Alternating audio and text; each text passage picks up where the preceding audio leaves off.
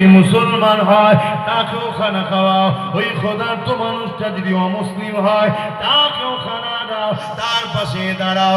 ইসলামের সব থেকে ভালো কাজ হলো এটা, খোদার্থ মানুষকে খানা খাওয়ানো।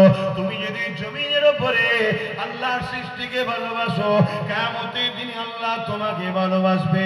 আল্লাহ নবী আরো জানিয়েছে, কেউ যদি এতিমের মাথায় হাত বোলায় সে যেন আমি রাসূলুল্লাহ আমার মাথায় হাত বোলালো। আল্লাহ নবী আরো বলেছে, কেউ যদি এতিমকে খানা দেয় সে যেন আমি রাসূলুল্লাহ আমাকে খানা দিল।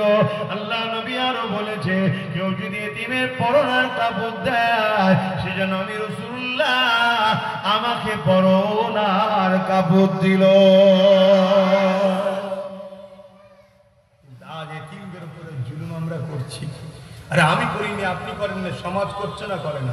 এই সমাজ আমারই তো নাকি? এই সমাজের সাথে আমি আছি না? না, আরে বলুন, একটা মুসলমান ভালো কাজ করলে সবাই নাম যদি নাও করে পুরো মুসলমানদের, একটা মুসলমান খারাপ কাজ করলে পুরো জাতিকে গাল খেতে হয়। এটা সত্য কথা, ঠিক না বেটি?